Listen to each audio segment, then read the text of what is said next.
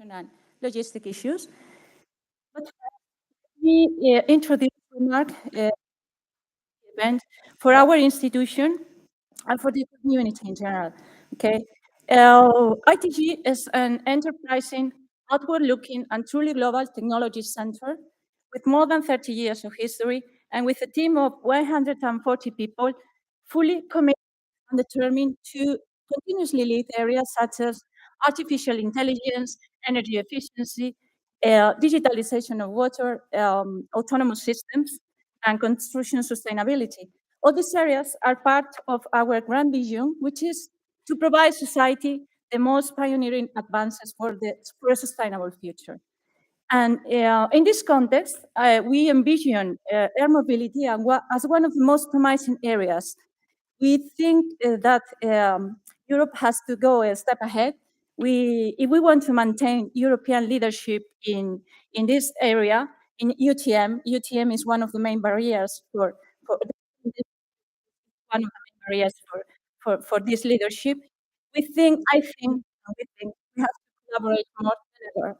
That's the key. And we feel excited, but also with a great responsibility about it.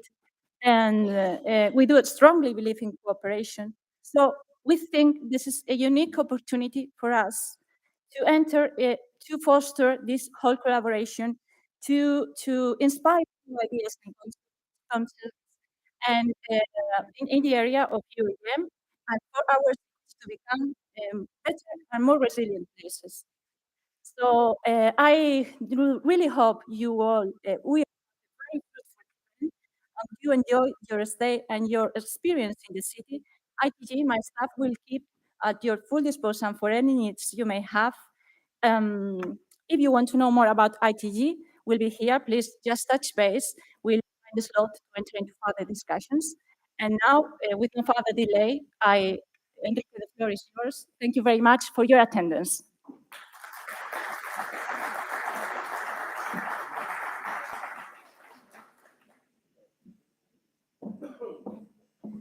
Hi, good morning, everyone. And first, thank you very much for coming here. First things first, I need to get something out of my system. I've been thinking about it. So welcome to U-ELCOME project. Now the ice is broken, so let's get started. My point is I'm going to do the boring presentation, or that I hope is the boring presentation. I will speak about logistics. Okay, we have been working very hard to organize everyone and to try to accommodate all of you in the different sessions. But why? Because you can see ourselves today as the user service provider, a common information service provider. We will give you all the different details. And for that, we need to start talking about the strategic phase. So we will speak about locations and agenda. Then, we are organizing the event in two different locations. Here, ITG head office, where we will spend the whole morning and part of tomorrow. And we will have all the planning session here, but also we will have four thematic sessions. And then the other location is the hotel.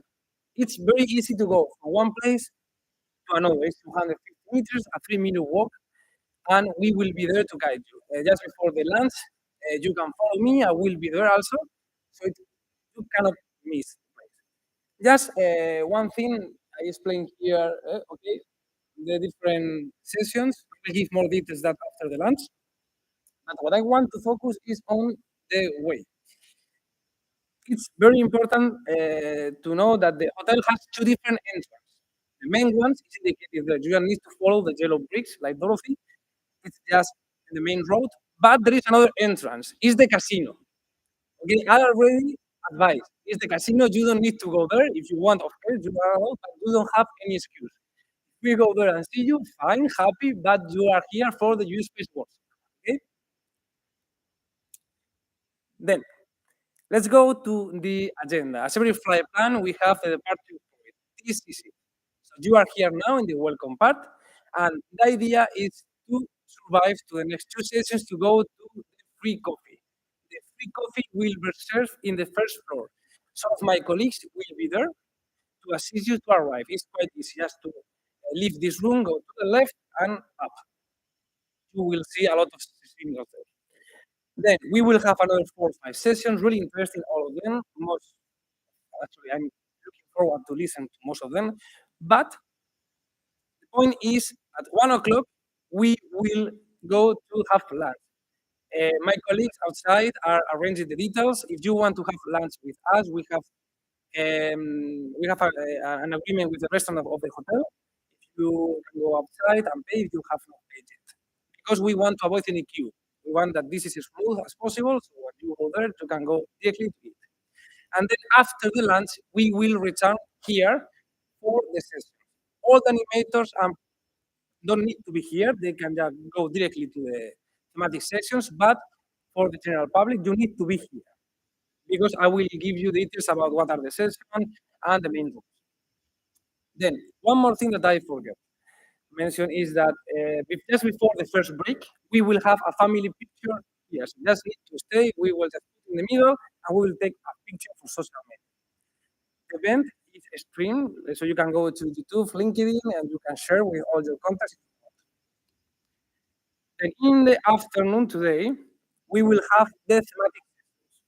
We have several different topics that will be carried out in different sessions during the 2 days.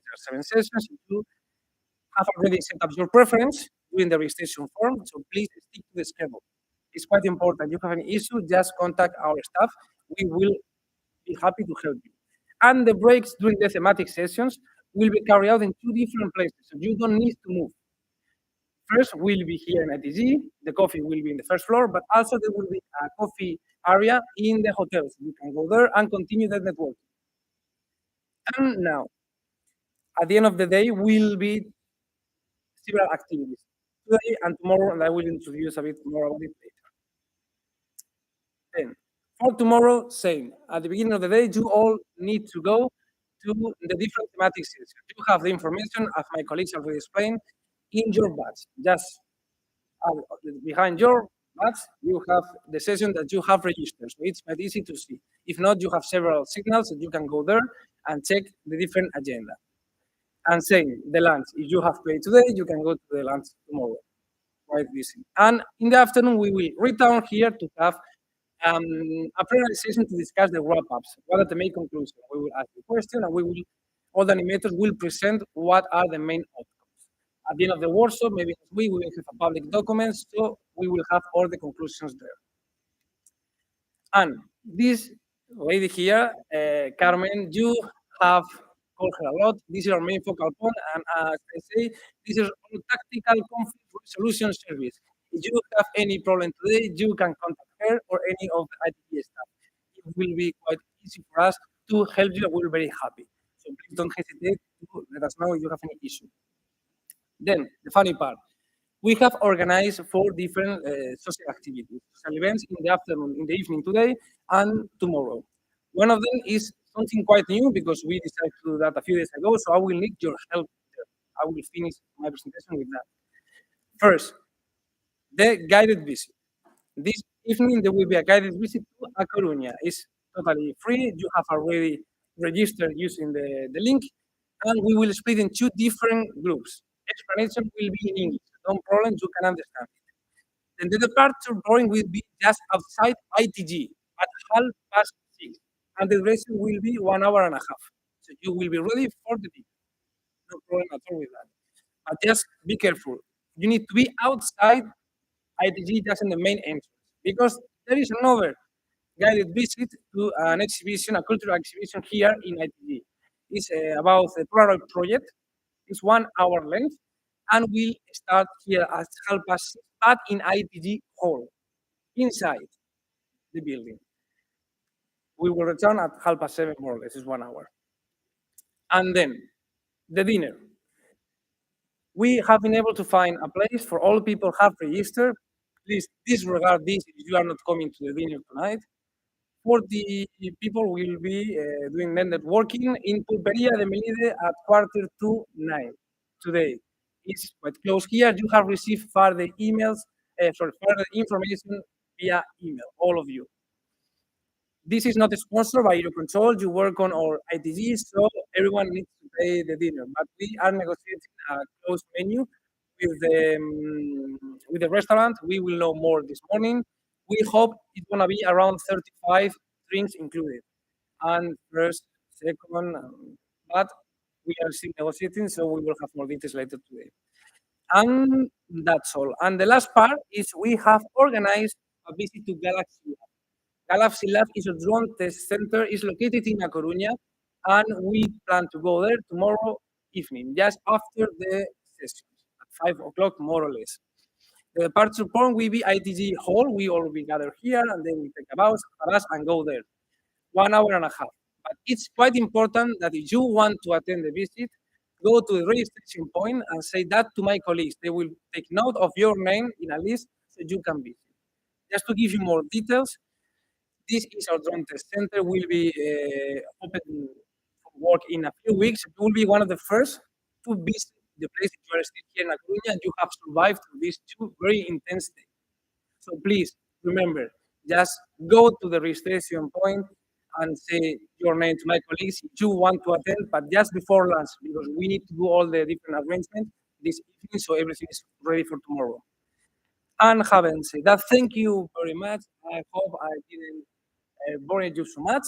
Now it's time for really focus on the project, and the next presentation will be an introduction from U-ELCOME project from Patricia.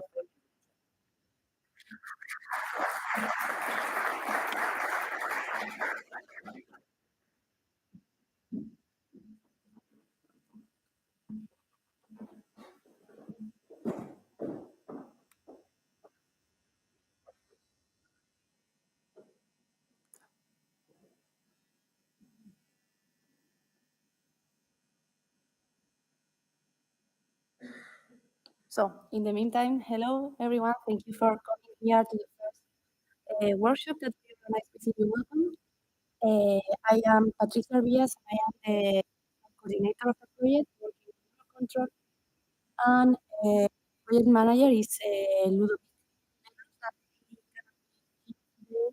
He sent his apologies, and I will make the introduction of the project on his behalf.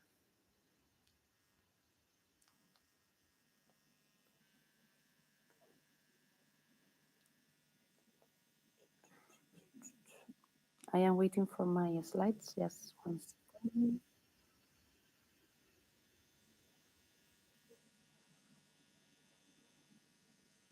That one.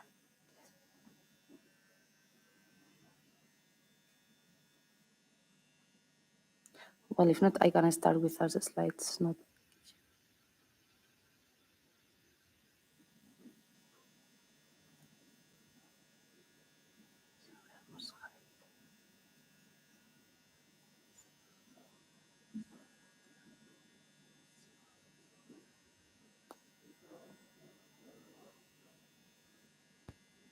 So I will continue without the slides.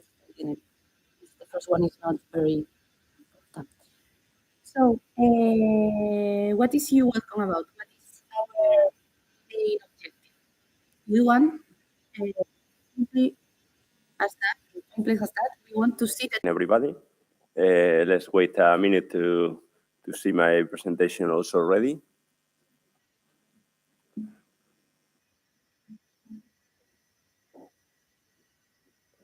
Almost there.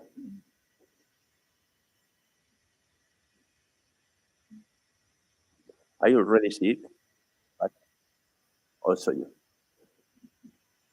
Well, so thank you very much for joining us today in this very special event for the U-ELCOME project. The first presentation after the introduction of U-ELCOME is about validation. And for us, this is a key issue.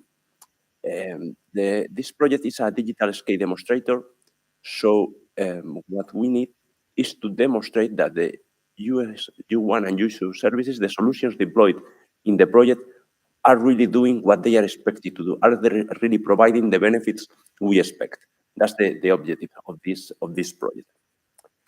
So before going further, let's define what we understand by validation. Not us, SESAR. For SESAR, a validation is to prove that a solution in this case, U1 and U2 solutions, U-space solutions. First of all, they work. Something important. They are operationally and technically feasible, and they can be deployed in a relevant operating environment. These are the key elements of validation. But beyond of that, in these projects, which are coming close to the market, what we need is to provide valuable and tangible benefits to the industry or to the society in general at an acceptable cost for the stakeholder. So this is what we need to do in a validation, what we need to show, what we need to demonstrate.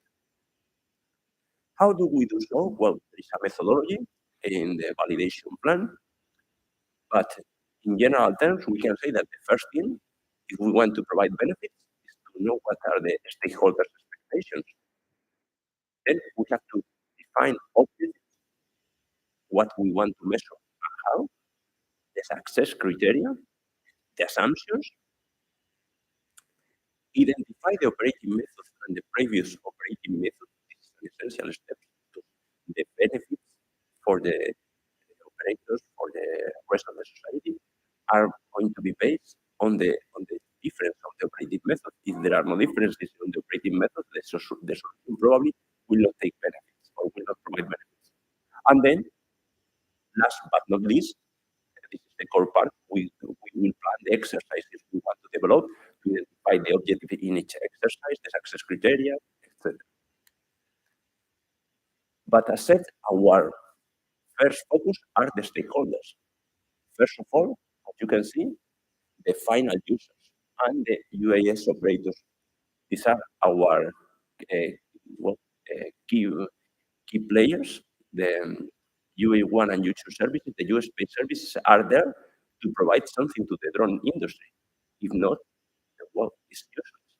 So the first objective is to provide, to be sure that we are providing something differential to these users, so they can do things better or more things, or cheaper, or well, things that in general they cannot do today. Then we have also, of course, urban air mobility as a differential element, but also part of unmanned operations. But we have other important stakeholders, of course, the competent authorities. We are in the same boat.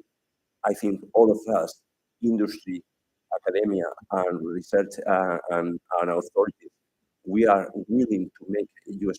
a reality. So we need to work together, defining how we can take the benefits of these solutions and making them safe, sure, and acceptable for the community. Manned aircraft, they are also flying. They were there before us, before drones. So, of course, they are a key stakeholder we have to consider. And well, the rest of the community, facilitators, communications, ANSPs, privileged users, authorities, and local support, city halls, regional governments, all of them are key players in this activity. So we have to address the needs and the expectations. And then let's move to what, as this is a demonstration and we want to show the benefits. Patricia before has told us about the objectives, the high-level goals of U-ELCOME. We target the fully scalable market uptake of U1 and U2 services. This is our essential aim. But we want also to work on ensuring safety and fair access to airspace to all airspace users, manned aviation and unmanned aviation, make the bridge between research and implementation, and contribute to the consolidation and standardization and regulatory requirements. Well, this is our goals and level, but they are not really objectives because a key element of an objective is to be measurable. And this target, these goals, well, are intentions, are aims, but they cannot be measured. So we have included them in categories that or our objective in the validation plan is to define categories, define objects that are really measurable. And if you see, we have talked before about what is the aim of a validation, what it has to consider? Well, the market updates will be related to providing benefits to stakeholders as an acceptable cost. To ensure safe and fair access to all aerospace users is related to demonstrate that the solution is operationally and technically feasible. And the bridge between research and implementation and contribution to standardization and regulation is deploying the solution in relevant operational environment is related to this aspect. So as said, we are transforming this high-level or its aims, high-level goals, in a set of objectives that can be measured, a key element. If we want to show that something is working, we need to measure it. And we have found several categories: benefits to operators and benefits to the rest of the stakeholders will be related, as said, with the market updates of U1 and U2, and we can identify specific measurable objectives on these categories. To ensure safe access and fair access to airspace is related, on the one hand, to robustness of the U.S. services and the supporting technologies. The bridge between research and implementation means that we are able to provide not only U.S. services, but efficient U.S. services. And the consolidation of standardization and regulatory requirement is linked with the interoperability. That's the last part. So, as said, we are deriving this, our aims, what we plan, what we need to do in the project is something that we can specifically measure. We can define in a way that it can be measured. This will be our objective. Well, to do so, we have to consider or to distribute these objectives in performance areas. And these performance areas, for us, considering the guidance of performance indicators from SESAR, are related to mission efficiency, including energy efficiency, on-time performance, etc., safety, security, and interoperability, but also access and equity. I would say that we have to provide benefits and access to all aerospace users. So access and equity is a key element of our demonstration. Capacity, that's also a key performance area, because well, we have said that we want to provide something better than what it is already in place. So we have to provide a greater capacity. We have to be able to measure that capacity increase with regard to today's operation. Environment. Well, we have to see that we are not affecting others, noise, emissions, and also flexibility. And finally, it's at the bottom, but it's not less important. Although the U.S. space is not to be automated, there are still humans in the loop. So we have to show that the human performance is adequate, that the workload, situational awareness is adequate. So these are our key performance areas that we are linked to the objectives. The objectives is what we need to demonstrate, what we want to demonstrate, and we are going to demonstrate these objectives, measuring specific indicators. As I say, an objective has to be measurable. So our indicators will be measured to demonstrate that objectives along these different key performance areas. So in benefits for operators, for example, we will have benefits, or we will have indicators related to mission efficiency, to access and equity, to flexibility and capacity. Also in U.S. space efficiency, but in other indicators, they will be linked to just one category, to environment, to safety. So we are tracking, we have to trace all these objectives, what we want to measure, what is our final, what we want to show that it's working, that we are providing benefits, that we are providing safety, and we want to measure them through specific indicators that are distributed along several performance areas. Well, let's see briefly which are these indicators. We have 51 indicators at the moment, the same as partners. So these indicators are related to mission efficiency with success ratios. The ratio of complete versus authorized new plans is essential to know that what we are authorizing is achievable, can be done. Also, that strategic conflict resolution is working effectively, that working correctly. The mission efficiency, we have to know that we have of how many U-plan modifications are done, replan due to emergencies, replan due to prioritization, or U-plans that have to be completed with time or trajectory modifications, because we have to modify generally all the flight plans. Something is not working as it should. And also, how many U-plans are cancelled by operators, because most of the U-plans are cancelled of the unmanned flight plans.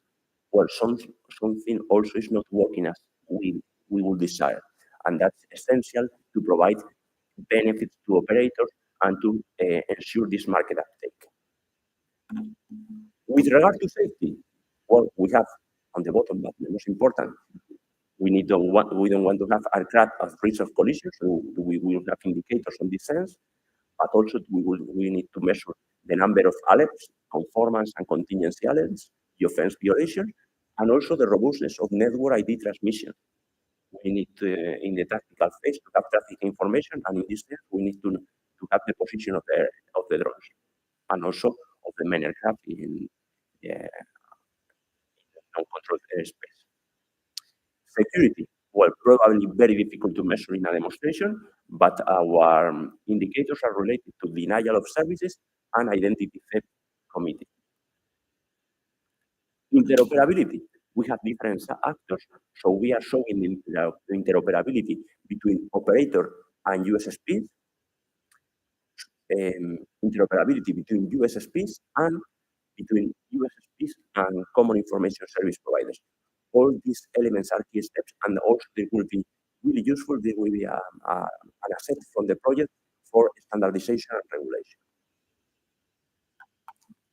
Human performance. Well, at the end, we have a human-machine interface, so we have to demonstrate that it works correctly, that the roles and the situational awareness are adequate for the task being carried out. And finally, the workload, mainly of the pilot in command, which will be the main user, but we have to show that the workload is adequate to fly the drone and at the same time take into account the information from USPs. Otherwise, if we cannot expect a drone pilot to be flying USPs, looking at two different screens at the same time, looking at the control, watching the ground control station, and watching a different screen with USP information. So it's important to manage this workload. Flexibility is also important because flight plans have to be somehow adaptable to the changing needs from operators. So we have to see the negotiation process, the robustness of the nominal operation recovery, the notification of delays and cancellation, and also the interface with the airspace in controlled airspace, approvals to enter controlled airspace, or dynamic airspace reconfiguration. Environment. Well, as I said, this will be very important to measure the impact on the rest of the society. So we have to identify that there are no privacy issues, that there are no emissions, that there are no especially noise, or they can be manageable, because we cannot plan to have hundreds of drones flying above our head if they are unbearable for the population on the ground. They have to be something balanced and acceptable for the population. It's also a key element that we want to demonstrate or validate in UWEL. And capacity. As said, this is one of the key elements or the key areas to identify benefits to operators. So we need to know which is the airspace utilization, how many drones can fly simultaneously without problems, without cancellations. And that's important to see what how many or the number of simultaneous operations we can manage. The benefits of US space will be related to the ability to do things that operators couldn't do before, doing the easier and faster, and also flying much more people together. And also the resilience, what happens when there is a degradation. And finally, access and equity. As I said, the airspace has to be accessible for all airspace users. So we need to know how many flight plans are cancelled by US space or rejected without alternative, and how many of them are approved as requested or with modifications, the number of airspace restrictions, also the number of available operators per US space airspace, and the number of BBLOs and volume-based operations. Well, this kind of indicators will help us to measure if we are achieving the objectives that we want to show in U-ELCOME. And just to close my presentation, as said, the benefits will come if we do things differently as they are done today. We have the space services by themselves will not provide benefits if they not consolidate a different operating method. So it's important to know, well, beyond working in SESAR projects, in US space projects, we are also drone operators, and so I think I'm very aware of what is the situation today to fly a drone. I'm talking about what happens in Spain, but I think the situation could be identical for all the European countries.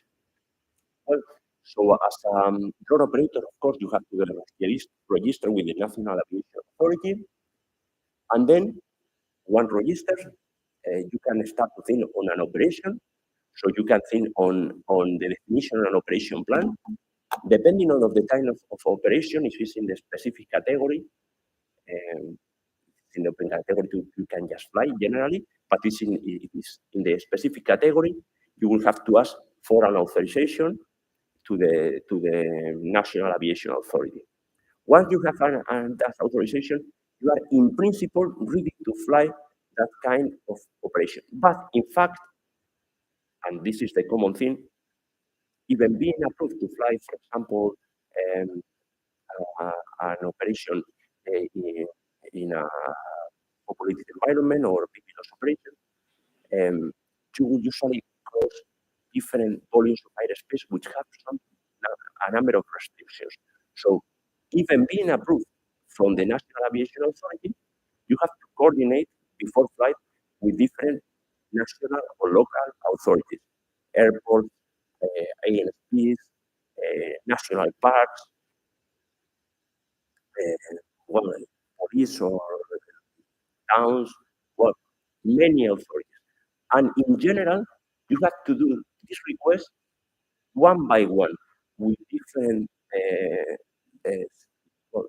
different ways of communicating with the different authorities.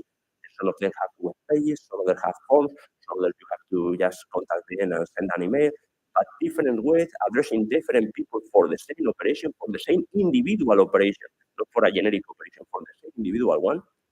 And then once you send this request, the process continues as you can see.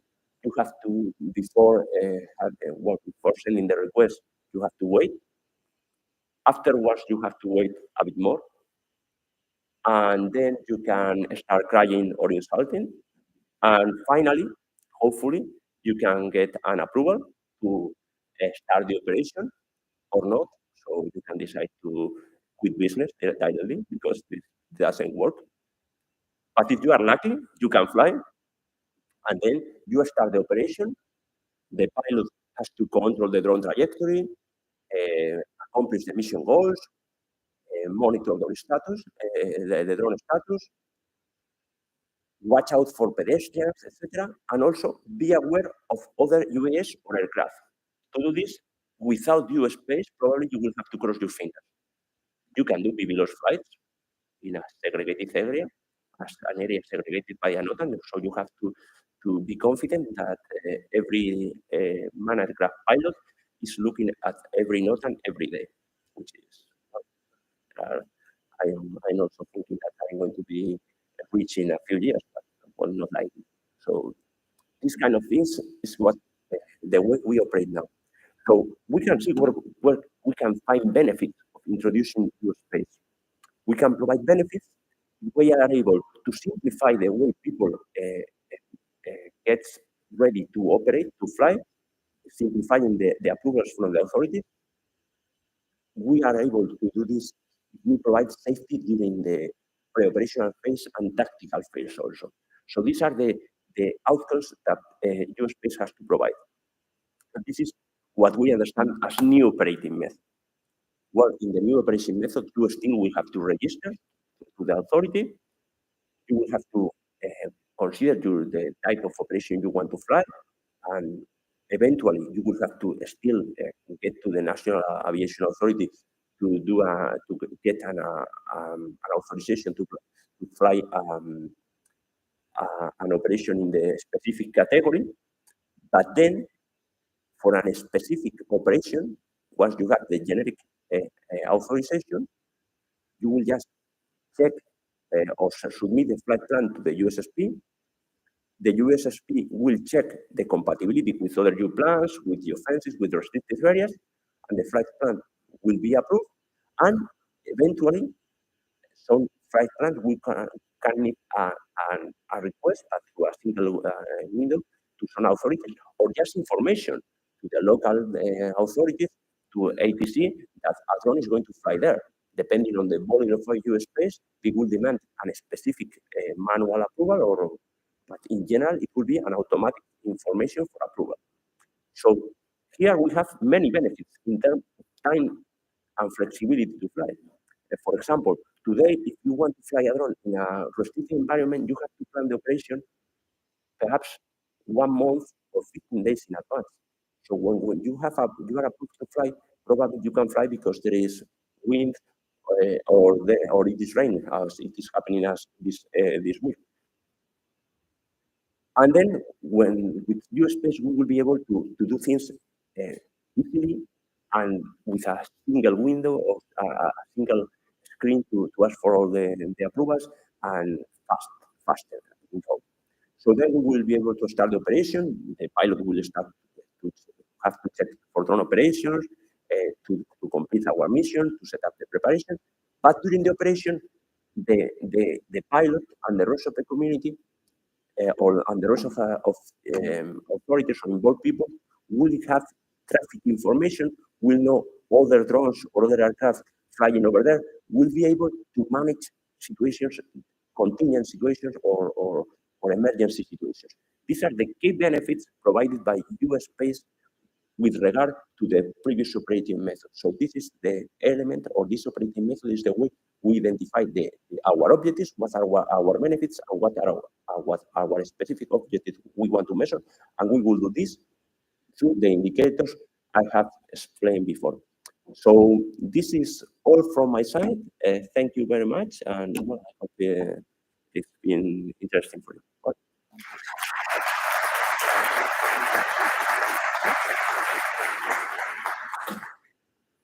Thank you very much, Pisto, for the kind presentation. Now it's moment to start focusing on the 3 different sides of the welcome. And the first presentation will be from Daniel García Montalbano and I speaking about the Spanish cluster. So thank you, Daniel. The floor is yours.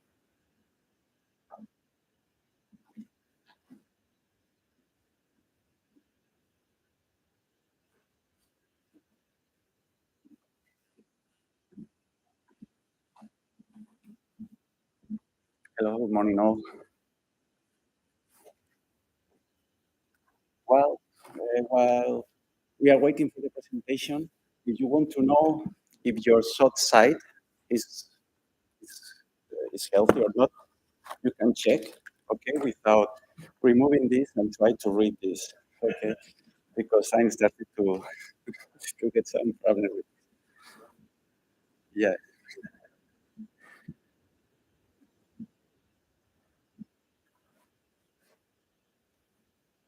I have already seen someone removing this too.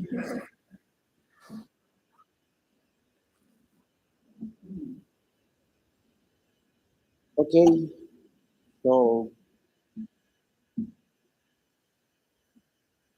now my part is related to the work package 5, that is one of the clusters of the project. In this case, it's the Spanish cluster.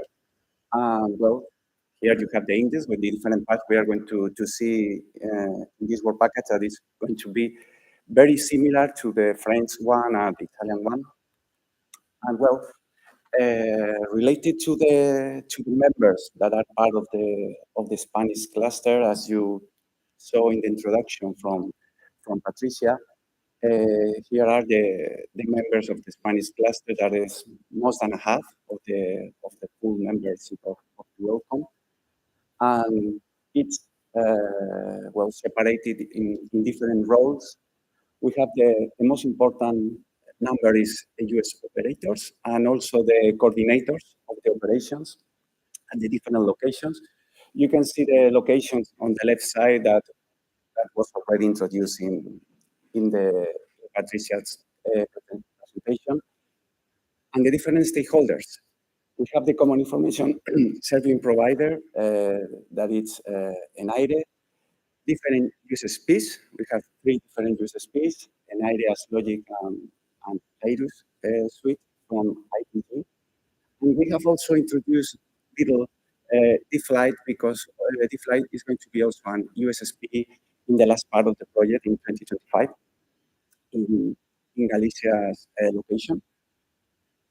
Industries, membership, test and center universities, ANSPs. Skyway is not directly a member, but it's going to be a part of the project for the coordination. But these are the 3 ANSPs that are now in Spain. We have also an airport operator, Aeroports de Catalunya, related to supplementary data service provider and weather data service provider. Although we don't have a specific member, we are going to have information also from there indirectly. And last but not least, local authorities as membership. But we have also, we will see later, other stakeholders, important stakeholders like security policy officers and the Air Force. Well, these are the key figures. As you know, 8 operational sites, more than 25 different stakeholders, 3 USSPs, 1 common information service provider, more than 20 validation campaigns during these 3 years, and very important, the authorities is very well involved in the project.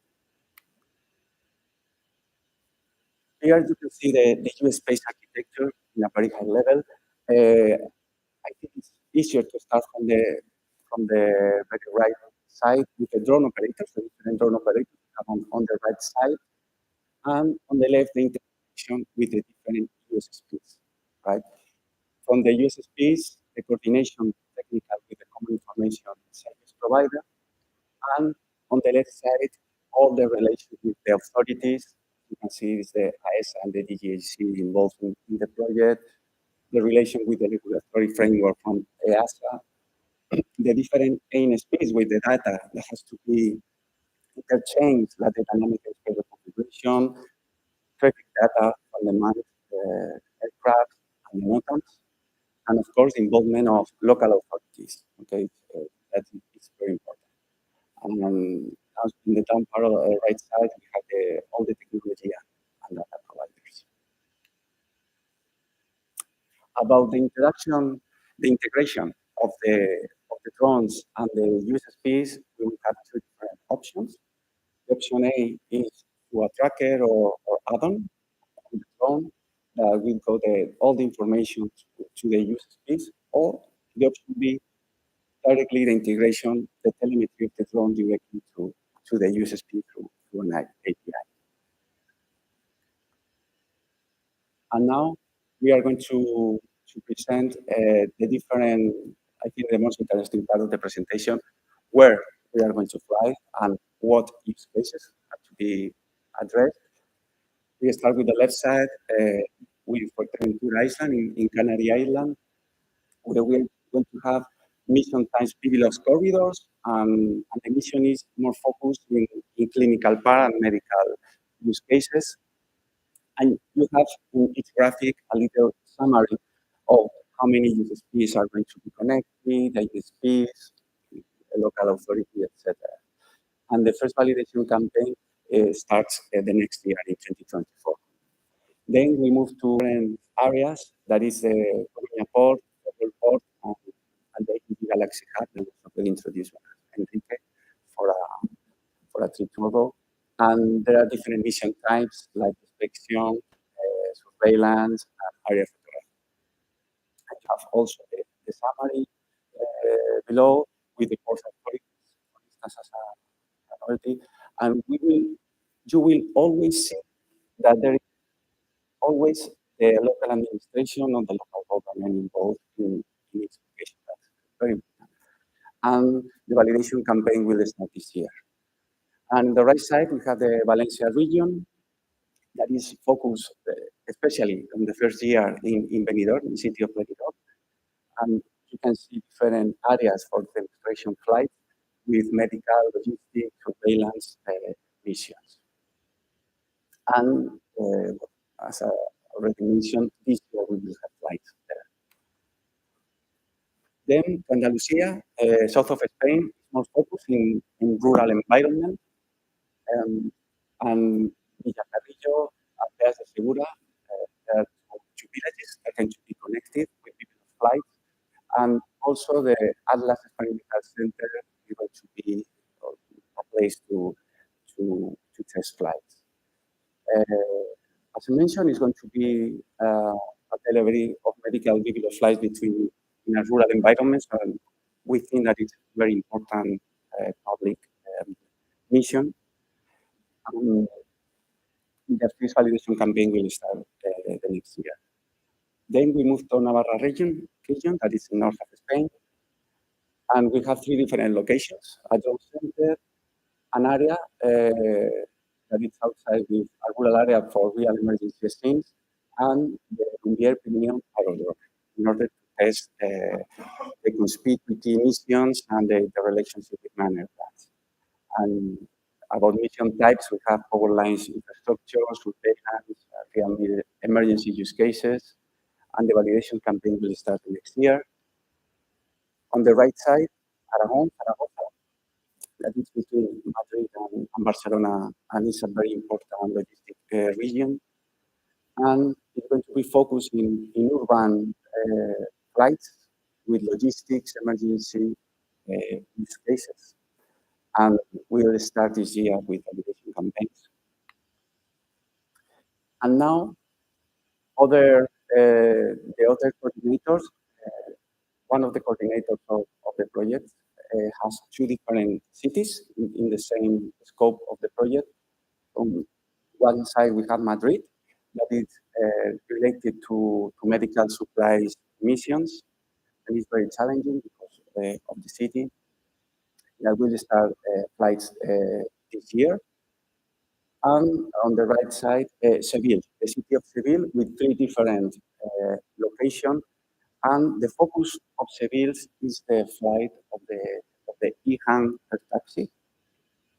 And we will start from the Tablada Aerodrome, that is a non-controlled space. And we will start in Atlas first, then in Tablada Aerodrome, and the idea is to try to fly in port of Seville in 2022. And we will start the flight test. They already started in Atlas. And last but not least, the Catalonia region. You can see different parts of the Catalonia region. We have the Barcelona port, Stadium, the aerodrome of Lleida, and Tarragona also, with mission times related to security, emergency, integrating man aircraft, and logistics. The validation campaigns will start this year. And my last slide is to summarize the strengths and challenges of this cluster. Well, as you can see, there is a large diversity of sites. common space architecture for every site. A great example of multi-USP environment, we have two different interoperability solutions, as we saw with integration of drones, a complete involvement of all the actors, because U-ELCOME project is like the flag project from Spain in order to develop the U-space deployment. So, the authorities are very involved on this project. Within there is a clear view of the site's structure and the final use. And what are the challenges, of course? Well, to test things that maybe go beyond the regulation or to fill the gaps that is needed to fill in this in the phase we are already. Interoperability with other cluster USP, like the Italian cluster, to get aligned with the SESAR TRL5 criteria, how to get this pre-deployment USpace if we are going to achieve that in all the locations. The USpace designation and the USpace risk assessment of so many places, the authorization approvals, because some use cases maybe are challenging or they go a sale, that maybe it's a challenge to achieve the authorization, and of course the systems certification. So that's from our side. So thank you very much.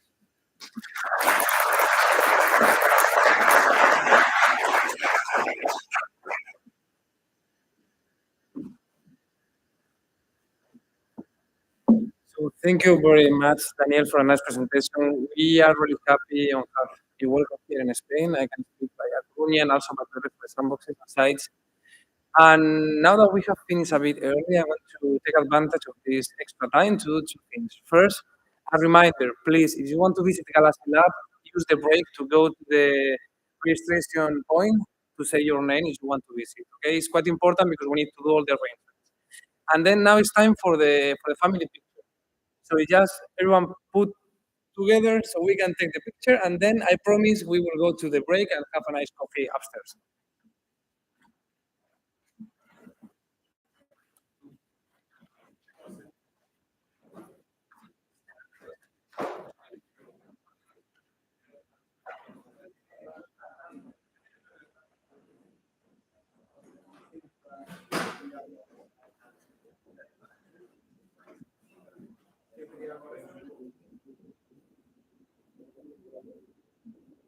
¿Podéis poner las luces aquí para que haya algo más de luz en el escenario?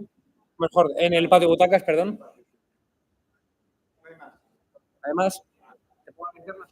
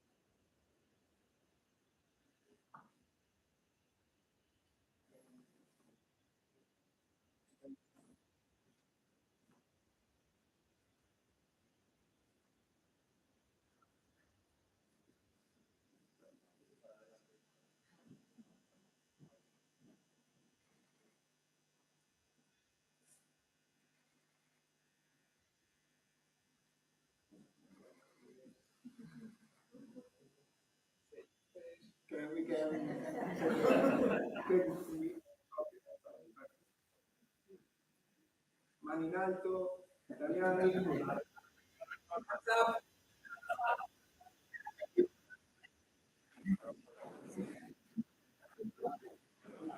Okay, let's go for the coffee break.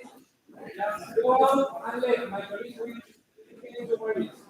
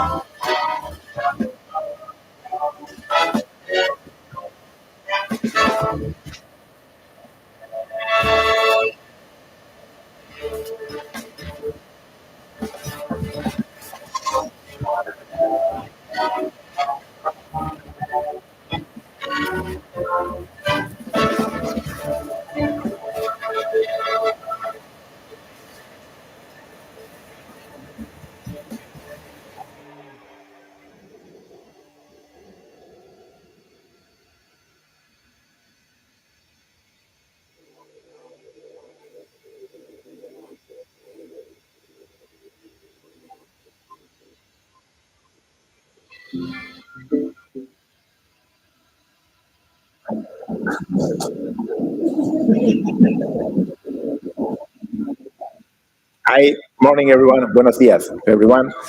Thanks for the good hospitality here in A Coruña. I'm Giovanni Riccardi from INAB, and the INAB will lead the Italian cluster so in the frame of this nice project, let me say. So I will start my presentation with summary slides that collect all the members, people, systems, spaces, let me say, of the Italian cluster. Some general info, as also you've seen in the previous presentation of the Spanish cluster, we have a variegated team, let me say, with the air navigation service provider and common information service provider that will be provided by INAB. The U-Space service provider for Italian cluster is the flight. We have also several UAS operators, which are full members of the cluster, of the project, with different technologies, different drones, different also types of operation that they carry out in Italy. We have also members from industries that provide several systems very useful in the frame of the cluster. A big airport operator, which is SEA Milan, which is the airport operator of Milano Malpensa and Milano Linate. Also in Malpensa, they have Cargo City, and it will be part of a very, let me say, particular scenario with a dedicated sandbox for activities. We have also CIRA, which is the Italian Research Aerospace Center, that will provide this effort in terms of activities in support of demonstration, also for testing sites. And we have also NAIS and EUROCONTROL that are partners that will provide the support for the standardization and regulation and the key performance area assessment with their expertise. A small map that provides some spots about the 33 test sites that were identified, some main sites identified like Milan, Venice, Rome, Naples, very beautiful cities, not only for flight, but also for tourism, let me say. So, next slide. This is just a small reminder about numbers. These are the numbers of the clusters. 53 different operational sites, considering test centers, U-Space as space, with also 2 regulatory sandboxes structured. I like to say that sandboxes are quite different from U-Space as space because they are ecosystem in the ecosystem. So considering activities, U-Space as spaces, people's operations.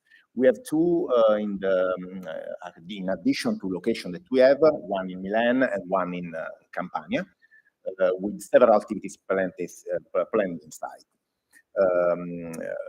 I also a focus in another slide, separate slides, that will show you the activities that TechnoSky, which is a company of Italian of INAB Group, provide monitoring of infrastructure in terms of communication, navigation, and surveillance in Italy.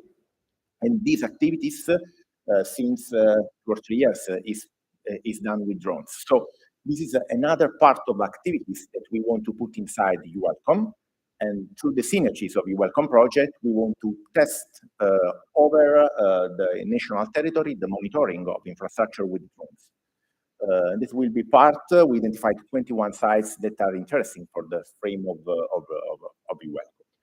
We have 6 US operators, member of the clusters, and 12 different model of UAS system that will be used from 250 grams, so very small, to 1,400 kilograms.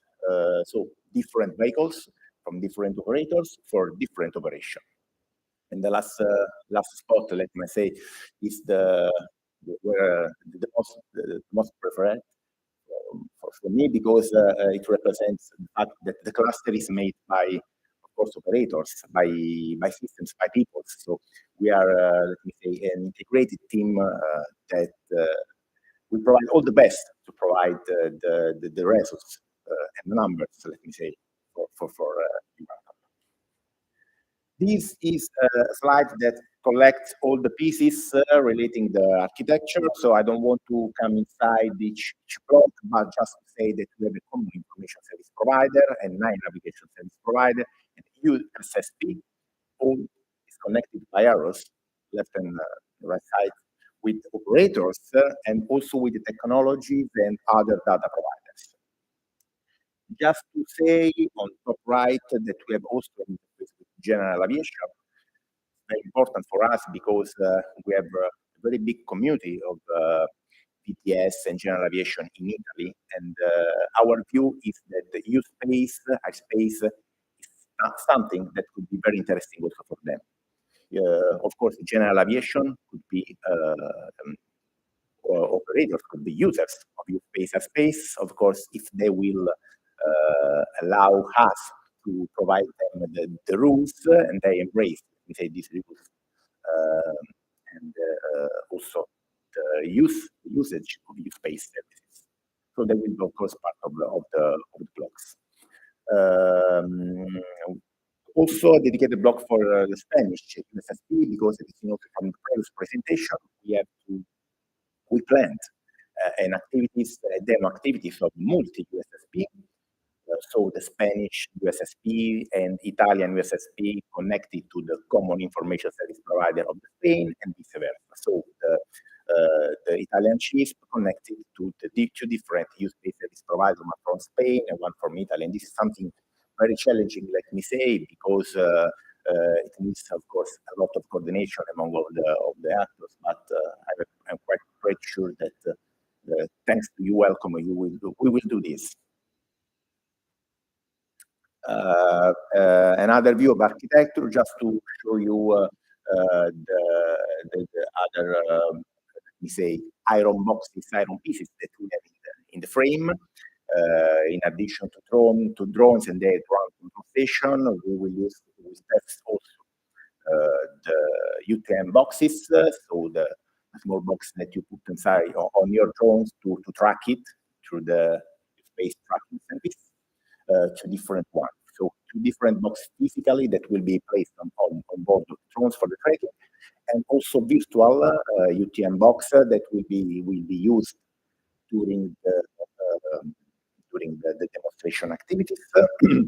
In addition, we will have also T-drones, which will act as a platform for an operation systems in support to the operators in the planning of their missions, and exchange of dedicated services also with the flight that will act as a U-space service provider, providing the U-space services U1 and U2 in the frame of demonstration activities, and also the part of air navigation service provider, because you know the focus of U-ELCOME is the U-space, but there is of course a natural connection with the controlled airspace for of course the parts related to the space airspace is inside controlled airspace, for example. So regarding the validation approach, this is a slide that, of course, just remembering that this is a demonstrator project, so the focus is on correlate activities. Just to say that we want to have, considering the 3 years of the project, an idea of incremental work. Because, of course, yes, we have all the pieces, but all these pieces, drones, UTM boxes, U-space service provider, platform, need to be put together. And this is something that at the moment was not done before, no?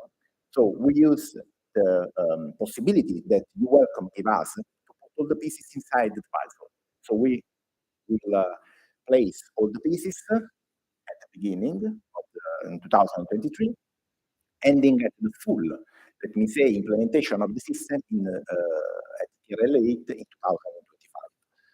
This is the reason why we used an incremental approach. In addition, we planned different validation techniques from real-time simulation, live trials, and flight trials in order to gather the maturity, the expected maturity of the project. Regarding the types of operation, we identified both full loss and full loss from different sales, so level, let me say, level of difficulties from 1 to 4, with different kind of drones, fixed wings, rotorcrafts, multirotors from 2,050 grams, so very small, to the big ones that are planned to be used for cargo operations. So one of the example is the pedestal NOAA system, which is an hybrid vehicle that is projected to bring 400 of kilos of cargo. This is a plan of activities planned 2024 with the focus on 2023 and 2024, not 2025, just to give you some, let me say, material that which we are working on this period. So the first part is related to the first line, is related to deployment of the systems, the second line for the validation. In particular, in 2023, in June and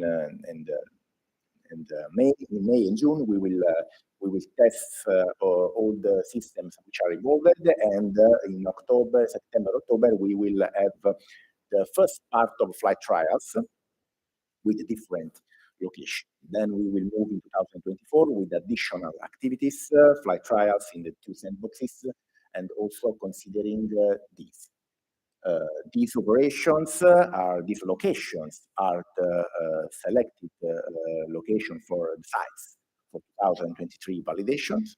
We will have different locations from north to south of Italy, considering urban, rural, and suburban scenarios, with different kind of operation, from monitoring of solar panels to precision farming operations. Also some activities related in Rome, in Foro Italico, for sports events, for filming the sports events. Other activities planned for medical parcel delivery with fixed wing, and the daily surveillance of infrastructure, and also the operation in Parete, which is an operation with the external stakeholders, which are from a regional agency, and drones will be used for monitoring, let me say, of wasting the landfill, and this would be part of the basket. Let me say. The involvement of stakeholders is one of the key of this project, because U-ELCOME is focusing on market uptake of U-Space services. So we need, of course, a strong link and collaboration with external stakeholders that could be fundamental, of course, because they will be the clients, and they will be the users. And it's important that in the process, all the 3 clusters, in this case, the Italian cluster, will be very linked to external stakeholders, agencies, hospitals, and so on. A small, just to say that the coverage of U-Space services that we will put in the 3 years of the project will be more or less fully for one U2 services, and also some U3 services will be implemented in these 3 years. Of course, the 4 basic services: network identification, awareness, authorization of flight plans, and traffic information. In addition, with conformance monitoring and weather information will be part of demonstration that will be there. Just to say that there is a slide that maybe is hidden, but anyway, I will talk about this. If you look at the red spots on the Italian map, These are the 21 sites that have been identified by TechnoSky for the monitoring of infrastructure for communication, navigation, and surveillance. As I said before, TechnoSky is a maintenance company of INAV that performs the maintenance of all the systems that we have. So the core, the NDD, the ILS, all the communication antennas used for, of course, the our navigation service provider providing services in Italy for navigation. And, we planned in 2024 to perform this kind of activities, in particular the monitoring of antenna for communication, aeronautical communication with drones. And this is something that is very important for us and is useful for U-ELCOME because we put it in a maintenance plan and the monitoring plan of our partner, the U-Space services.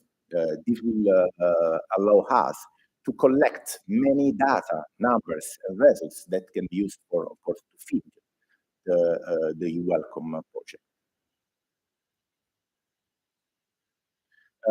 This is just to say you that, of course, we are a cluster with many actors, many operations, many sites. So it will be provide strengths in terms of composition of the cluster, in terms of activities that we will have. Of course, many activities seems many risks.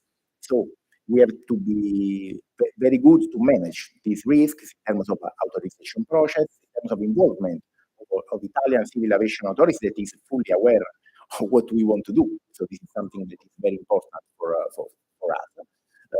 In addition, the fact to involve the external stakeholders, hospitals, authorities, and others will be very useful for us in terms of opportunities to let know these people that the U-Space will take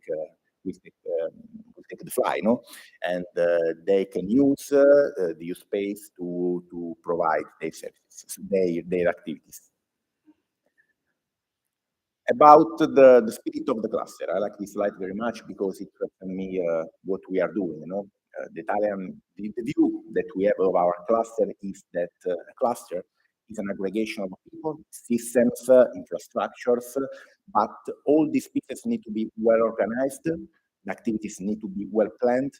So in this, thanks to support of EUROCONTROL and the project management of U-ELCOME, all the activities have been organized and all works like an orchestra, no? With a director that provides the information and the coordination for the people that play music.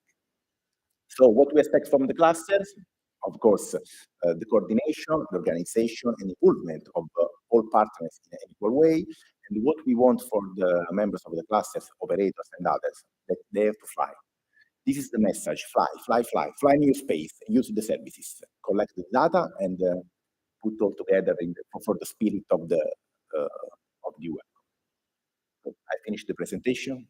Thank you very much.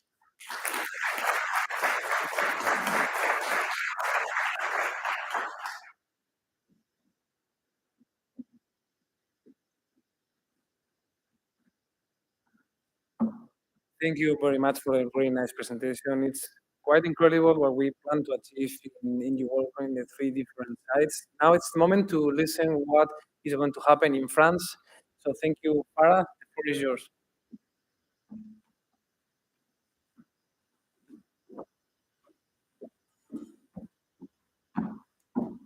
Hello, hola a todos. There's the traditional minute of silence. It's coming.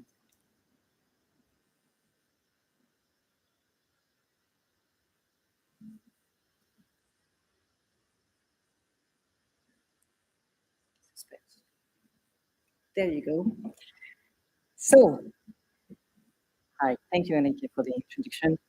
So as I said, my name is Farah. You'll notice the first difference. I'm coming from Thales. I'm an industrial. I'm not an ANSP.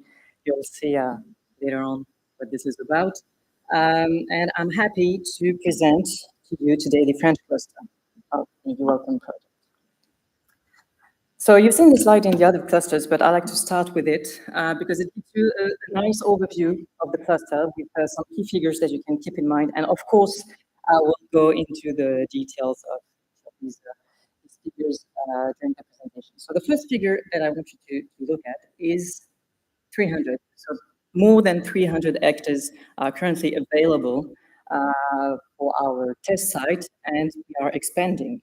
You'll see in the next slide that we mainly remain on two different sites, and I'll explain how we implement and deploy the services on those two sites. The second figure is number 2. We have 2 those corridors, or at least the ambition to deploy and open 2 corridors. We started with 1, and the second one will come hopefully shortly after.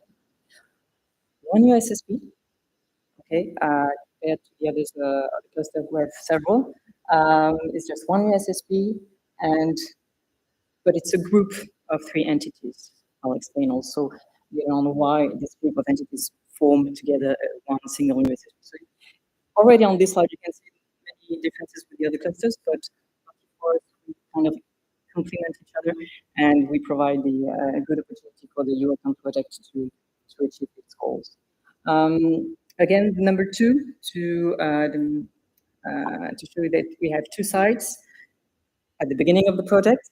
Actually, we started even before the project, but today we have 2 different sites. By the end of the project, they will be connected by the Biblos corridors that we are designing, and all of this will form one global test center. So maybe just one global center. You can remove the word test. As I said, we started already a little bit before the project, so you can see that in 2022 and 2023, we already had a few flights. The number of flights are increasing quite exponentially. So that's great. We'll use those flights to feed the project with the data that we need. And the last figure, but not the least, is the UTM-ATM interoperability. We haven't spoken about it so far this morning, but we have an opportunity in the French cluster to work with the French ANSP and see how we can work on that interoperability to have UTM and the ATM connected. Now I'll go into the details of all this. So we have 2 sites. Compared to the other cluster, you can maybe think, okay, only 2 sites. That's just 2. Yes, so just 2.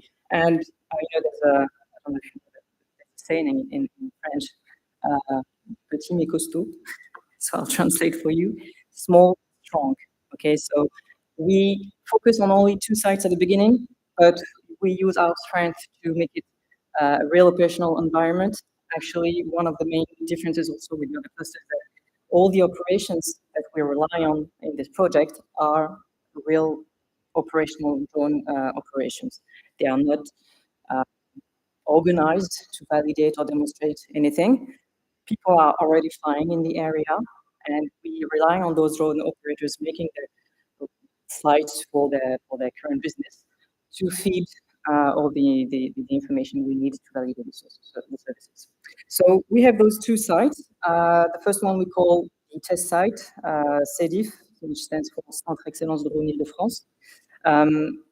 We call it the test site because historically this is a site that was created for drone operators to test their prototypes. So they come here, they build their prototype, they perform a few flights, and that's how they build their business. But eventually it's growing and growing quite exponentially. So we are talking about more mature operators, and that way we can also validate our user-based services as it is the goal of this project. And we want to work in an incremental way so that we first deploy and validate the service on this test site, and once we believe that it's mature enough, we deploy then on the operational side of Saint-Quentin-Midi. Why this location? Because, well, first of all, the community of Saint-Quentin-Midi is quite interested in new technology, especially in drones. So they are really motivated by this topic, and they would like to participate in the deployment of U-Space.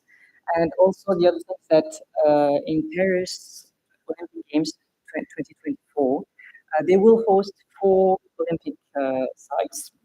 So that's quite a good opportunity also, because there will be a need to cover the event for, I've mentioned on the right side of the slide, some use cases for surveillance of the event, media, support first aid operations, and all those things, and probably even more than that, the list can expand.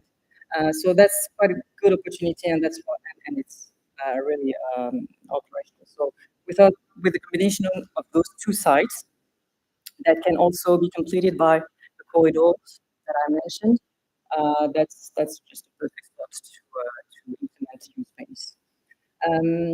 A few specificities also on those slides. You can see in Saint-Quentin there's an airport, Tours-sur-le-Noble, which has a quite an interesting traffic of manned aviation. So that's the opportunity to work on the UTM and ATM interoperability topic.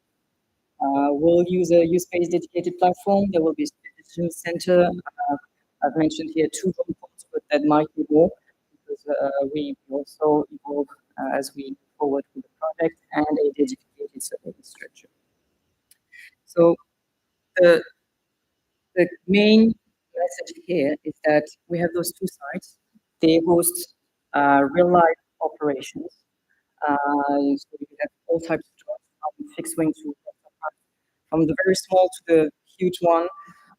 You have electric, hybrid, and hydrogen, also drone flying there. And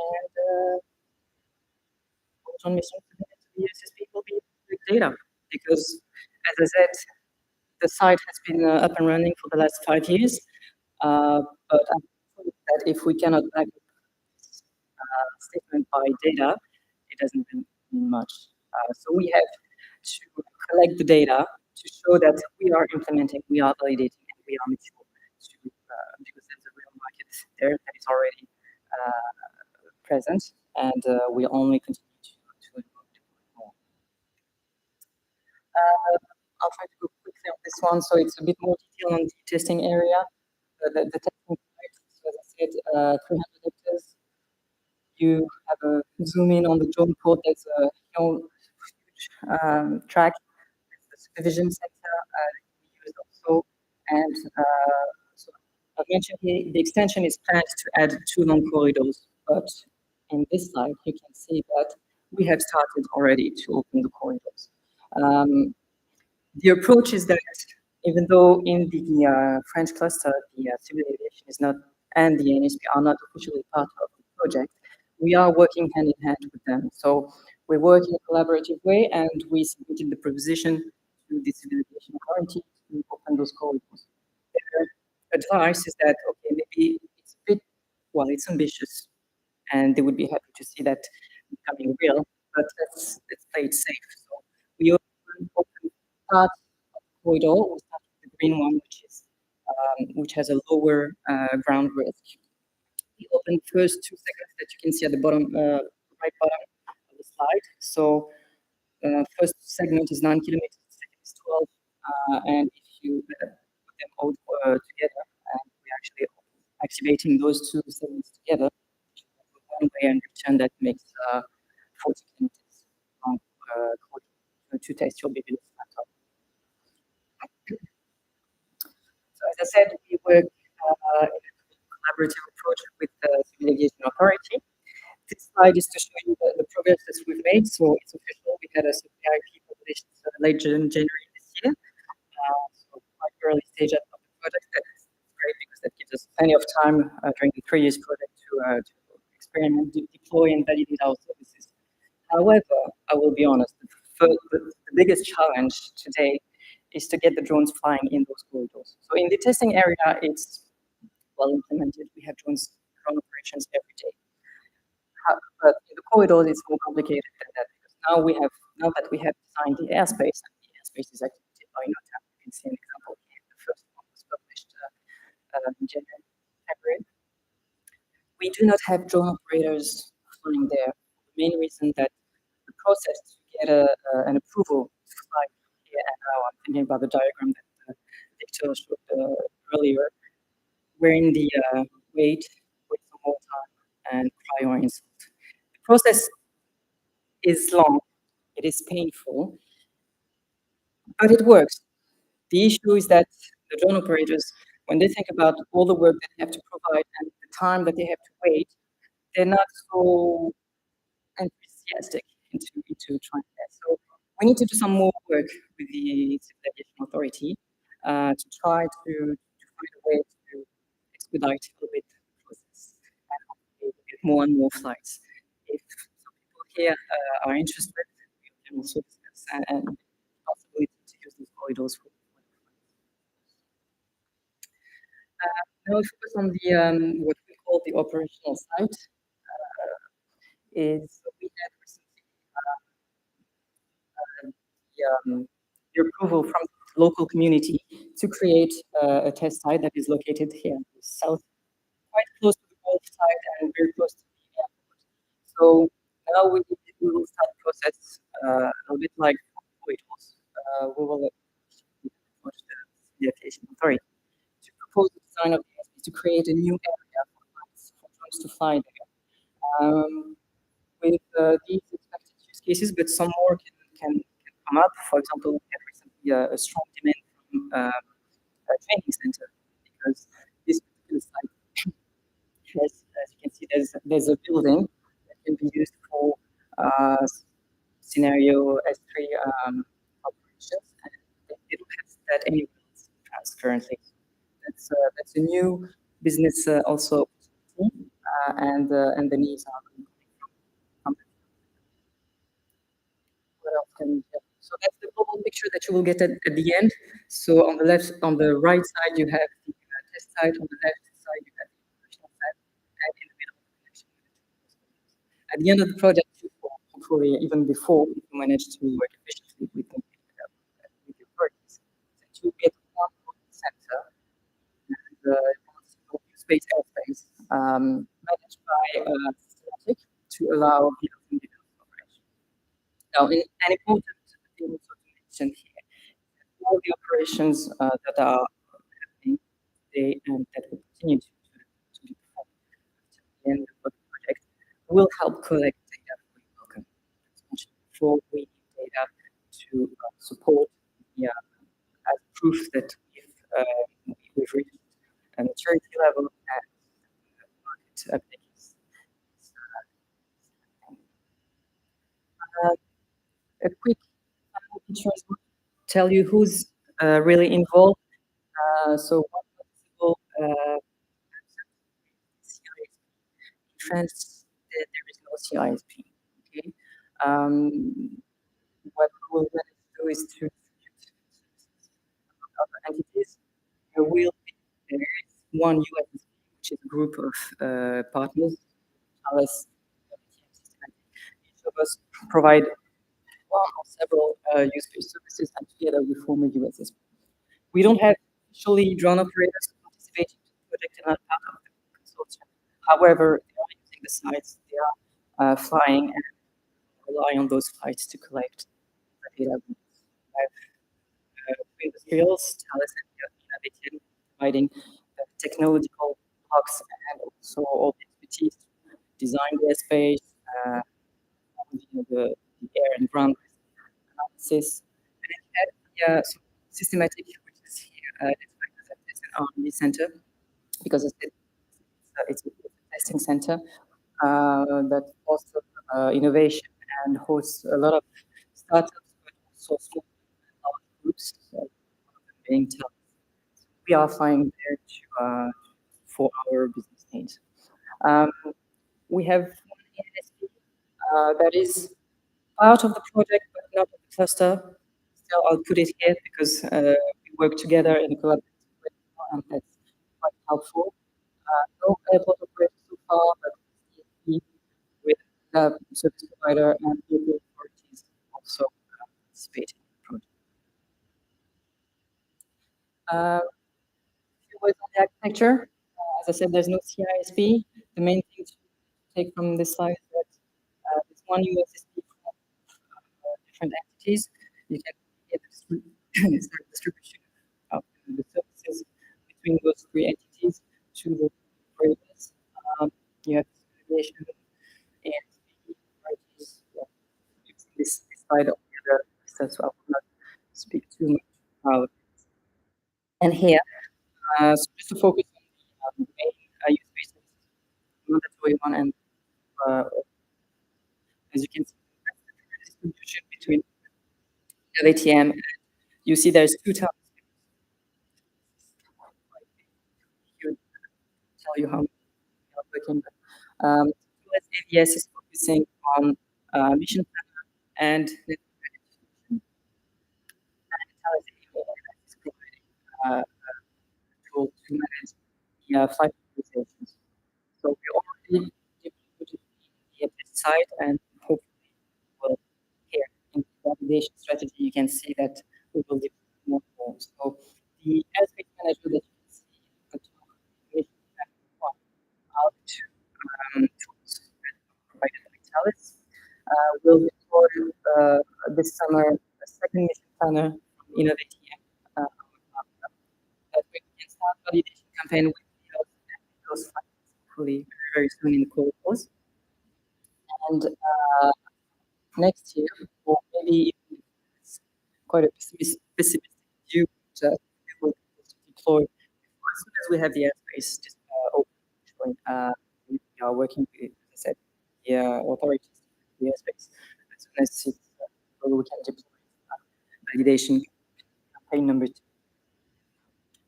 And I've left the main topic at the very end of the project because it's UTM, ATM availability.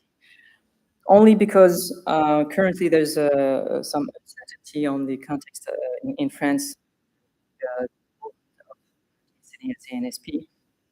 We don't know which service USSP will be deployed where, like some coming changes.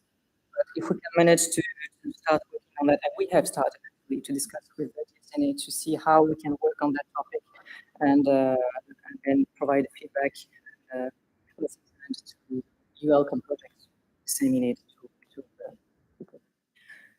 That's it. Thank you.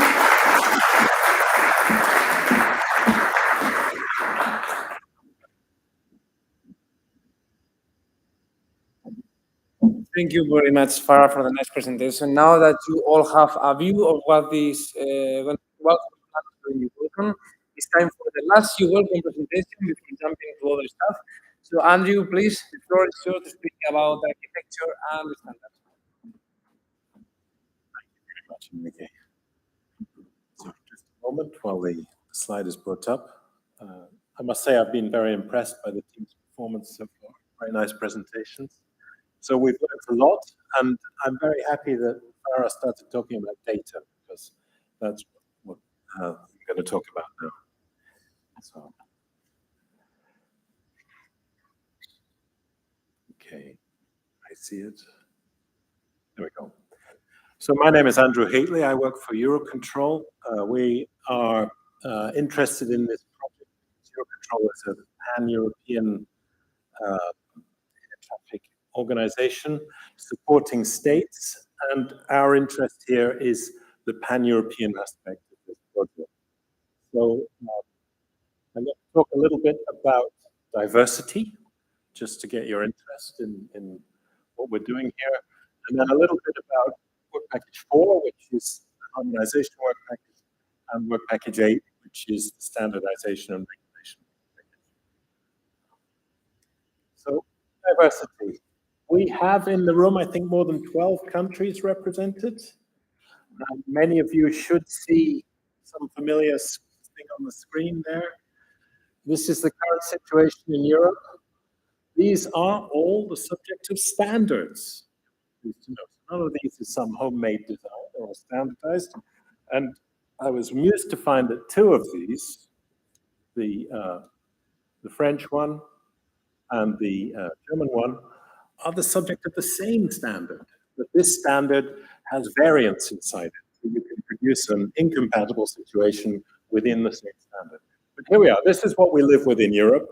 And the question is this what we want in U-Space? Probably not.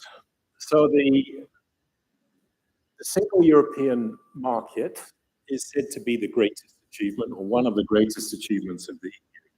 And it brings for the European citizen a lower cost of living, a greater diversity of opportunities, things that they can enjoy.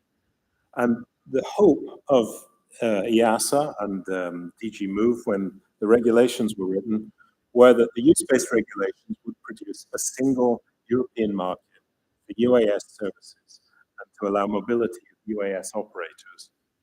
And our aim in this project is to encourage this. We could arrive at the end of the next couple of years in a situation with 27 different U-Space implementations, all slightly different, all like these power plugs. And for each incumbent service provider, that might be quite a comfortable situation, not too much competition. But the overall result will be a much smaller deployment of U-Space than we can achieve if we work together. And I know it might seem like commoditizing the product, but to make it interoperable. That is our aim. So how do we do this? In this project, we have 3 work packages whose interest is this interoperability. Work package 3, which Victor presented, is about establishing a common way of measuring what we're doing. Work package 4 will try to encourage the documentation of the common parts of the deployment, steer things towards commonality. We will also attempt to collect some of the data which has been described by Work Package 3. We will also have events like this, where we will gather together to understand what is best practice, what works, and hopefully, if you're willing to do this, to share problems, what doesn't work, what still needs to be solved. These events are a great place to talk about what isn't going so well, and maybe somebody in the room has already been through the experience and can help guide you.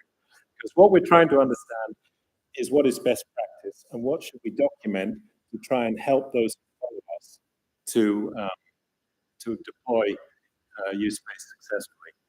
And towards the end of the project, Work Package 8 will deliver a view of what we have done. What are the standards that we've taken advantage of, and what within the project has been developed that could be the subject of further standardization or could be the basis of standardization. And also to comment on the regulation, although it's rather harder to change that. So why are you here? Why should you care about that? If we have a harmonized market, you will be able to offer your services, commercial activity outside your home country. But that's only part of the picture. I was lucky enough to go to a meeting of an ICAO working group, and the organizers of the group said, the focus of this group is not to understand what's in common between America and Europe, but is to look at what do the other 150 countries who are not in the room need to do to implement something. Because Europe is, at the moment, way ahead in terms of our regulatory environment. It's much easier to fly BB-LOS here than it is in most other developed countries. So the rest of the world is looking at us. And this lead could be converted into an export opportunity if we can pull it off. We need to work quickly together, but we also need to produce something which the rest of the world can understand as a single implementation. So you'll find this in the bid documents of the project. What is it that Work Package 4 does? It tries to ensure harmonization. So, as I said, we're trying to establish a common framework at the beginning. We want to, through events like this, exchange best practice and find a way to document that in a guidebook produced at the end of the project, which other people can reuse. So we have 4 tasks in the project. I put up a brief description of them here, but perhaps the most salient one is the last one, which is the stakeholder outreach task. So we have quite a big activity involved in the project specifically to events like this. Your coming here today is itself a product of what we're trying to achieve, to get discussion going, to allow you to meet each other, to form bonds, to understand who can help you suffering similar pain. We have in the room the papers of all 4 of these work packages. Work package 4.1, task 4.1 is looking at describing common architecture of the project, and I'll show some pictures in a minute of that. Task 4.2 is looking at how we can collect data, and we hope to establish within this task an actual data collection database that can online collect data. So we're talking to the 3 clusters about how to do that, so we can collect common data from the different experimental sites to produce conclusions with a statistical significance overall from flights taking place in different places. Task 4.3 is looking at how the benefits of use-based mitigate risk in space deployment. And as I say, task 4.4 is the big party task. So a quick view of the architecture. Who are the stakeholders? And the aim of this is not to say this is the definitive picture. The aim of this is to say this is our current understanding. If you have any questions about this, please talk to Luigi during the next day and a half. Luigi, raise your hand. So, we have this more or less diagram of the data exchanges. If you want to argue about what is going on, please come to Luigi. This has actually been put up for the purposes of stimulating argument, so there may even be deliberate mistakes in here. Come and talk to us about what the data exchanges are and how you think they should take place. What are the data formats we should be using? What could be standardized here? Another set of data exchanges is the relationship between U-space and external systems. And again, we have a lot of questions here about using standards to support these data exchanges. Can this be the subject of a common approach that will enable mobility in this market? So what do we do? At the end of work package 4, we deliver this document, this guidebook, best practices. And this document will be subject to 3 iterations. The work we're going to do over the next couple of days will provide the initial shape of this document, the scope, the problems people are studying, what would be interesting to put into the guidebook. Plan to produce a draft version in February. There will be another workshop like this in UPC, the University of Catalonia. It's just next to us. It's tentatively in the range of April. Enrique will tell us the exact dates when the academic year is set. He knows students won't be there and can schedule the thing. And at that second workshop, we're hoping that you'll come and make comments on our first draft of the document and continue to discuss what's going well, what's going badly, what have we learned. We're perhaps hoping, if we can, on that second workshop to have an additional day for other projects to present. There's been already some requests about doing that, so we may have a 3-day format for that. We will then develop a second draft of the document, aiming to put it out after the summer, and then we will have a third workshop, this time in Cologne, hosted by DLR, we plan. Can confirm that. So for you to give us feedback on the second draft, and then finally we will deliver the document in summer 2025. There'll be a dissemination event to close the project, which should occur in EUROCONTROL in Brussels in the big circular room. We've already reserved it, so I hope you're there. And then work package 8, which is the standardization and regulation package.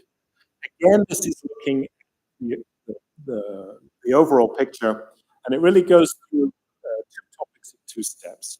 The first topic is regulation, what is in the European regulation, and then how well does that regulation work? What are we uncomfortable with? Where are the gaps that could be improved? I know from EASA that there's not much willingness to revise the regulation now. By the time revision of the 664, 665, 666 regulations. There will be a revision of the acceptable means of compliance this year, and that process starts. And this is not my session, this is your welcome session. However, maybe to make the bridge with the other session, working session that we will have today and tomorrow, I will go through the ongoing work that we have on the birdie, and I believe it will be very interesting for you and for me as well to have your feedback. We will talk about the certification in this order. First, the use-based airspace certification, and then certification. So, birdie stands for Belgium, Netherlands Use-Based Reference Design Implementation. Very ambitious. The objectives. Two main objectives. The first one is really the implementation of use-based airspace. We are really dedicated for the implementation of use-based airspace. So we will do for this implementation a market analysis, as I said, an airspace risk assessment, and we come back on that. And we will take care about the social acceptance and multi-level governance of this implementation according to the regulation. The objective number 2 is a demonstration of one, and not the solution, but one scalable space reference deployment in Belgium. Because we believe that we will have harmonization, yes, but we will have some specificities in different areas, like it is for ATM. But at least we will provide one solution. So the choice was to have an incremental approach of the deployment. The phase 1 will be limited to a deployment in the port of Antwerp, and at the beginning it will not be a use-based airspace, but what we call a use-based like. So it means that we will have some prerequisites in order to flight with a drone, with a normal ATM environment, but with some use-based services, even if we cannot call it use-based services because we are fully use-based environment. But it will be the occasion to test and to check all the exchange of data and this kind of thing. Then we will go for the phase 2. In the phase 2, we will change our environment because I will come back on the port event. It's a control airspace. And then in the phase 2, we will go for a control airspace. So and then we will have new challenges to face. And finally, the phase 3, we expect to have full implementation of use-based airspace. Full implementation, I mean full services, certification of CISP, USSP, in control, decided by the state. And then we will accumulate some data in order to how it could be sustainable to implement use-based.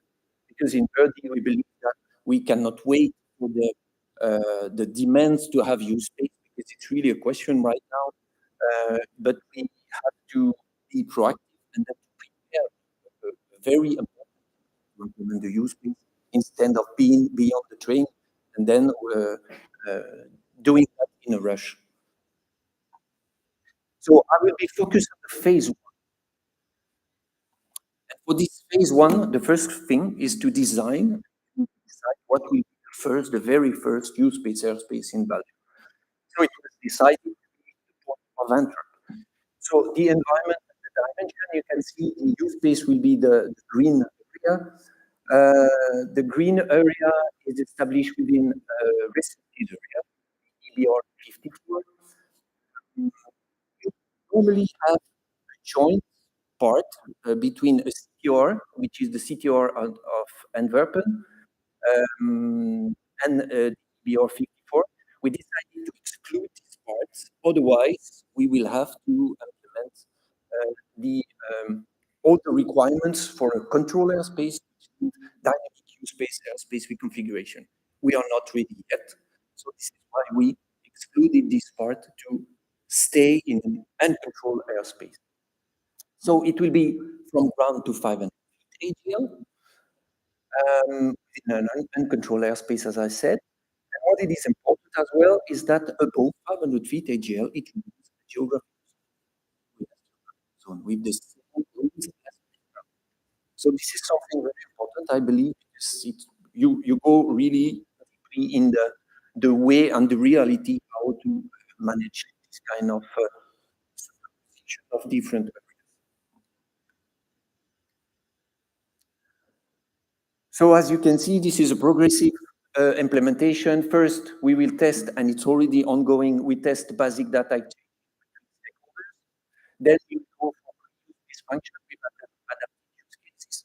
It's already the case in the Port of Antwerp. We already implement a traffic information function, again, not service, traffic information function. And then at the end of the phase one, the intention is really to have CISP, USSP certified, and the USSP, the use airspace designated as such. To do that, we have different solutions that we put in place, procedural, operational mitigation level. So at strategic level, you can see we are in a reserved airspace, but it's not a reserved airspace like this. It's really with specific access. And manned aircraft needs to have authorization from the Port Authority. They want to go inside this restricted. Very important. The same for the unmanned aircraft. The unmanned aircraft need to have the authorization of the Port Authority to go inside. So it's the entry within this area. It's a great advantage. And then at the pre-tactical. So at the pre-tactical, all demand of the drones goes via a UTM platform implemented by the Port Authority. And this UTM platform is capable to identify the confliction between the different planned drone operations. It means that we have a pre-tactical deconfliction. And at the end, tactical, I already said that we have traffic information provided on unmanned and manned aircraft to use. So it's create a pre-use space. It's already the case right now. So actions ongoing in multiple domains in Birdie. You do exactly the same, I believe, in U-ELCOME, but try to, or we have to work on all these domains at the same time in order to be able to implement the use space. Because you cannot implement the use space if you don't have use space, if you don't have a CISP, USSP certified.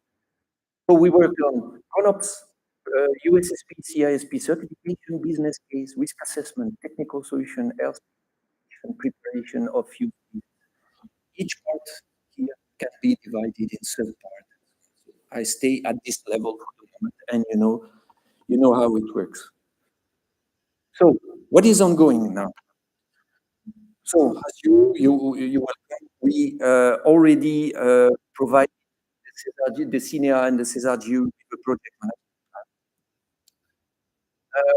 I want here to highlight the fact that we identify within the PMP some key performance area and key performance indicators. Of course, we have some other information in the PMP, but I really want to highlight this one. Why? Because we use the outcomes of the PG 19.04 and the companion was edited June 2022. And we consider the conclusion or one comments in this companion document is that we have data. And that is why within the we identify KPI and KPIs, and we intend to, for each use cases, to identify KPIs that could be measured during the use cases performance in order to create the data bank. Because what is performance? Performance is comparison between one situation and another one. If you don't have the initial situation, you cannot measure the performance. This is why we try to do that and to do. Then we provided as well SESAR GU and CINEA with document standards and regulations in U-ELCOME, we identify some relevant applicable standards regulation, and this within the document, we already identify some lacks, some improvement already now without implementing effective space to space. But just from a brainstorming exercise, you say that here there is a lack, here maybe there is an improvement. So this is the weaknesses of young regulation, we say. This is the exercise that we have all together to do in order to together for the improvement of these standards and regulation. What we do as well is to, for instance, for the ED 269, we have one partner, the project who is part of the work to improve these ED 269s, which is very important data standards. Then another very important document is the CONOP burden. What it is?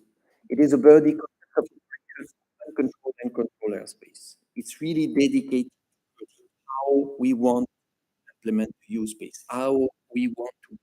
What is the role of the USSP? What is the role of the ISP? What is the role of drone operators? It is really a document that is for the public outside, but also within Verdi. So we have some specific statements and decisions. So it means that reading the regulation, reading the acceptable means of compliance and we identify that there are something to decide, and it's not in the AMCGM. So in this CONOPS, we have some statements and decisions, and we explain that we have some rationale, and we say that because of that, we decide to go back there. It's really important to go further in the project. And we have also, not ready yet, but let me see, 80% ready. We have two annexes about dynamic airspace configuration and use space design, because use space design is also very important because we talk about another thing that we had identify is the surveillance and detection area, which means that in uncontrolled airspace, the manned aircraft need to be conspicuous. Yes, but you have to know that aircraft arrive in the uncontrolled airspace sufficiently in advance. And then we have in this CONOPS a potential solution or something that we propose to the community in order to solve this problem. And then right now we are executing airspace risk assessments, and I will read that. So execution of airspace risk assessment. All the procedures that we are doing right now is based on the AHA methodology volume 1 of EUROCONTROL. Thank you, EUROCONTROL. Now it was really important because it was a structure to start the work. Because when you have to do an airspace risk assessment, with the ATM, more or less you know, more than less. It's a familiar environment, but with UAS, you have some new actors, you have some new in you. So with this document, methodology volume 1, so we try to follow the structure and then to elaborate first the CONOPS, which is not the CONOPS. It's dedicated to the it's a kind of complementary of the CONOPS Verdi, and it is really to describe how operation would be conducted within the port of entry use space environment. So more or less, this is the final state that we want to achieve. Then we have the scoping document. It is called like this in the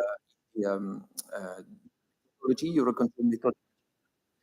It's really the description of how to organize the work and to identify as well the area to be considered as piece assessment.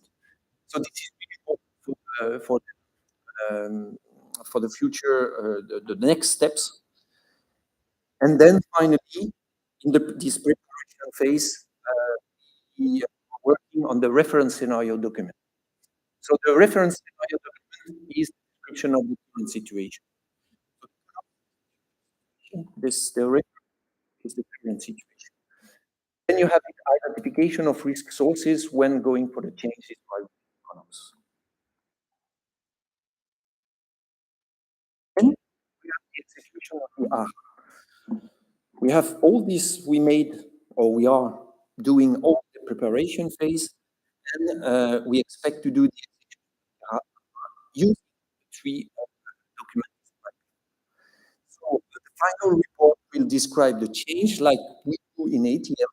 So it means that you describe what is the situation right now, what is the situation to achieve, and you identify all the risk and you put mitigation. More or less, this is what we do in ATM. This one, okay, I'm comfortable with ATM guys. I know how to do it. But nevertheless, it's very, very important. Then it will be presented to the National Civil Aviation Authority and the National Civil Aviation Authority will consider that in parallel with the coordination outcomes. I will come back on that. And then the final report will be also updated, taking into account from the BCA the outcomes of the coordination mechanism. So execution of the coordination mechanism. At Birdie project level, we organize some workshops. It's already ongoing. We will have some interview of relevant stakeholders. And as I said, it's not only airspace users, airspace manager. It's also some director of factories implemented, for instance, in these kind of things. Some CT authorities. Then we will present the final report with the outcomes of this coordination to the National Civil Aviation. And then they will consider the coordination mechanism outcomes in order to provide an advice to the Minister of Transport in order to have a final decision for the designation of the trip as use-based airspace. The intention is really to use the Birdie, to be pragmatic and to use the Birdie as an example in Belgium in order to create a procedure, a directive at national level in order to help the future requester of use-based airspace in the world. Because for the moment, at national level, there is nothing. So, and again, we have different work packages, different tasks defined within the Birdie. It's not interesting to have it right now, but we have tasks dedicated to this coordination mechanism. We have a task dedicated to the certification. And then we will propose this work to the National Civil Aviation in order for them to have some structure to implement national. So you have at the bottom our wish. This is really a wish to have by the end of November the first use-based airspace implemented in Belgium via a supplement AIP. And this AIP supplement will be activated via NOTAP. This is what we want. So it means that for us, we have to provide the airspace risk assessment by end of July. And for the coordination mechanism to be ready, the outcomes to be ready by the end of August 2023. Very ambitious, we know, but we have to fix some goal in order to go forward. So now certification process, not the easiest one. So it is ongoing. We have to certify USSP and CISP. USSP will be Sky Drone, which is a daughter company of Skies. And the CISP will be Skies, the Belgian ANSP. So at the Birdie level, we elaborate compliance metrics. Very simple, a table with all the requirements that you have in the regulatory, and then you have a column saying that how I can answer to these requirements. It's a basic one, sorry to say that, but it's a very efficient one, I guess. So we are, the work is ongoing in different topics, and especially at Sky level. ANSP, management system, business case, emergency plan, occurrences report. It means, for instance, that as ANSP, we use what we already have. We are certified as ANSP, so very often ANSP in Europe are also certified ISO 9001. So it's the case in Belgium, for instance. It means that for us, we consider the CISP as a new mission, not as an ANSP, but at the Skies as a company. And then one of the missions of the Skies as a company is ANSP. Another one is AIS, and another one is CISP. And then you have a new mission in ISO 9001.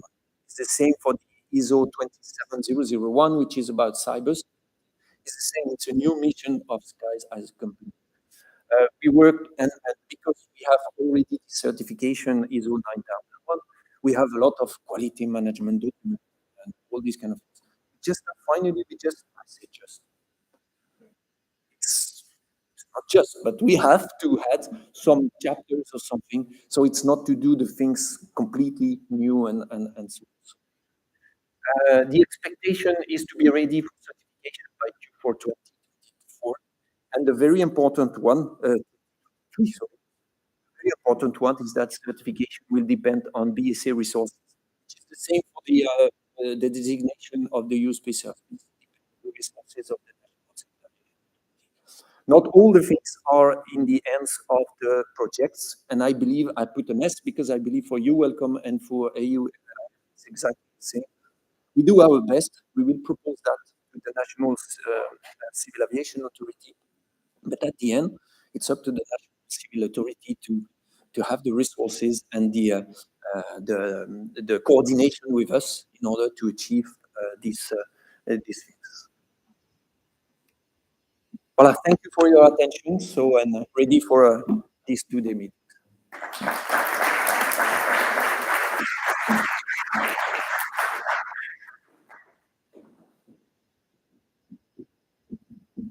Thank you very much, Lux. Quite interesting to see other perspectives on the deployment of DSDs. Now is the moment for the last presentation before lunch.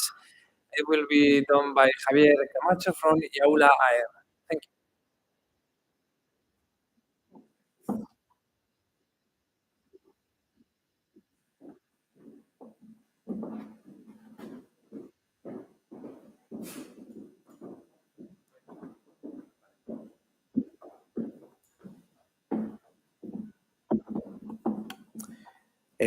Good afternoon, everyone.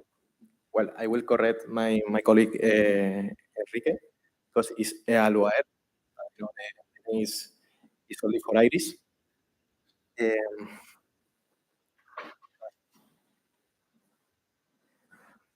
I'm Javier Camacho. I am U.S.-based engineer from Collins Aerospace, who is leading the technology solution of this project. I will introduce you to the project. So, evaluating numbers, we have a project of 3 years parallel to these DSDs, 8 partners from 5 countries, 6 work packages. In special, we have our package, that is the work package 6, that is working in the harmonization of the regulation and the standardization. So that's why we are today here. And we have 22 deliverables, 21 milestones, 23 tasks, 5 use cases, and a budget of about 5.5 million. These are the different partners of LOR. So we have, first of all, Future Mobility Campus of Island, which is a test bed for automotive and also air mobility, and it's the project coordinator. Then we have Price, which is a drone delivery platform company, which mainly operates in US, but is also expanding to European countries, and now is based in Ireland. Then we have Collins Aerospace, which is providing the technology solution. It's the company that I'm representing today. We have the two, which is the manufacturers, the train, that is the drone consultant and providing regulation information. Shannon Airport, because this project is happening in the vicinity of the Shannon Airport, so that's why they are part of the project. And then we have AirNav Island, which is the ANSP that is overviewing all the different activities that we are promoting in that area. And because this role is very important because all the activities is happening in control aerospace, so that's why they are in part of the project. And then we have Manadrone, which is Irish drone delivery company, and also is expanding now to US. So we have different objectives, but the main objective that we have identified is to produce a technology infrastructure capable of the integration and demonstration of the project. And the project aims to establish Ireland's first UAE digital Sky Demonstrator. The three main objectives that we have identified are to prove the feasibility, reliability, and efficiency of eVTOL services, including the public perception and acceptance, which is a very important role that is played by Blue. Then develop, deploy, and test different US-based systems in support to the eVTOL services. We are planning to deploy U1 and U2 services, but also paving the way to U3 and U4 services. And then this is the main role of the ANSP, is to define possible manned and unmanned separation standards in control aerospace. Okay, so but what is happening in this project? So it's happening in the Shannon Airport, as I said, it's a CTR, the airport. The Future Mobility Campus of Ireland, Testbed, where we have this drone port. The drone port of the FNCI. And then we have a control room where we are going to different views and screens. We are going to overview the different regions. So the project is going to be split into 4 phases. We have identified 5 use cases. We are going to move from the more simple use cases at the beginning towards the more complex use cases, and we are going to be increasing the complexity along the project. The first use case we have identified is the BBLOS validation. We are going to start validating the system, and then we are going to move further to BBLOS expansion. Then we are going to plan different remote BBLOS operations. Then we are going to achieve BBLOS cross jurisdiction, maybe with North Island or across different areas, control aerospace, and a remote mobile launch. And these different use cases are attached to to 4 different phases that are attached to a different technology that we are going to deploy along the project execution. Being the first phase 1, the deployment of the USSP and a secure Blackhound network, which is AGM, that is a Collins product. And this Blackhound network is going to connect all the different communications along the different stakeholders and the different systems. Then in the phase 2, we are going to add to the project a 3-phase radar, active radar, that's going to provide the US space surveillance in the area, and it's going to control all the non-cooperative traffic. And then in the phase 3, we are going to add to the picture a CMPC, which is a command and non-payload communication radio that is going to be on board of the drones platform, and also is going to be allocated around the area. So this is going to provide the C2 health service monitoring. And then in phase 4, we are going to go beyond that, and we are going to prove the feasibility of these products and the systems in different, more complex areas. And the use cases that we are going to cover are in the span of the urban air mobility services, such as local inspection, light rides, long-distance logistics. So this is the technology architecture.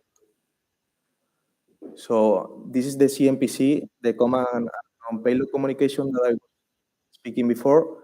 That is one is going to be on board of the drones, and then we are going to have different around in different towers that are going to receive that emission of the C2 link.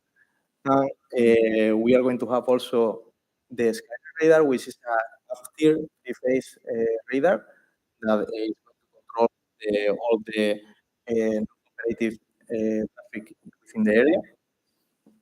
And everything is going to be connected with the different systems, with the operation center, with the ground control station of the drones.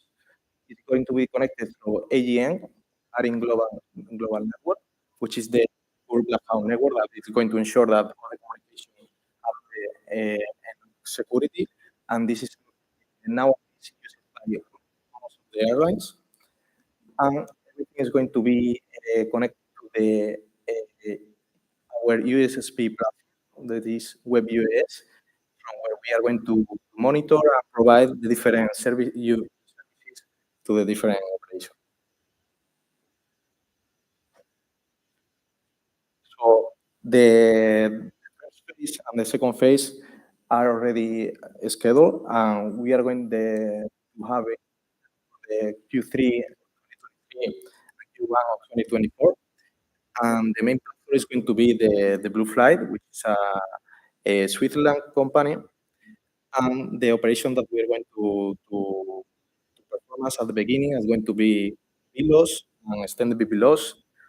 So we are going to validate the system before going to further and more complex operation, like the different BLOS cases that we have.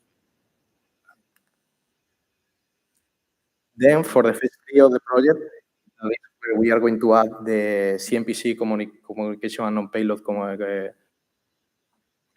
to the project. We are going to have the intention to fly to destination towards 30 kilometers from the FSCI, which is where everything is going to happen, and we have the control. And this is the CTR, as I mentioned before, of the channel network. So this is going to be also a challenge. The operation is going to be in BLOS. We are planning about 30 kilometers to the Conan airfield, which is in this range, and it's scheduled for the Q2 of 2024. The main drone platform is going to be visited this year, and the constraint that we are going to face is the ground rates, CMPC ground radio location, and the LTE coverage. And then we have the last phase of the project. We want to go even further, and we want to validate this use-based infrastructure by the system, going towards a range within 70 kilometers, for example, to another airport, which is the one that is in the southwest part. And this is scheduled for Q2 2025, and the platform is going to be the same as the previous one. The constraint that we have, and we are right now discussing again the LTE coverage, the ground rates, and the CMPC ground radio location. So that's all for my side. So you have here our contact in case that you want to know more about the project. You are free to reach to us. Thank you.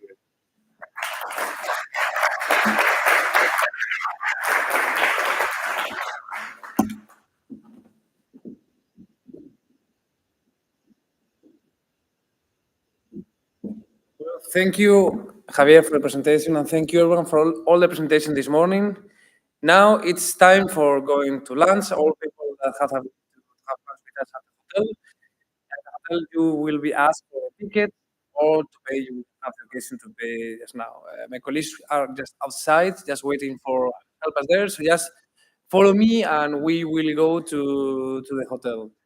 Just one more thing. Don't forget to sign for the visit tomorrow if you want to do so. We will do the arrangements today. So please, if you want to visit Galaxy Lab tomorrow, just do the check-in there in the reception. So thank you. Let's go. Have lunch. Okay, we need to come back at 2:30, right? 2:30.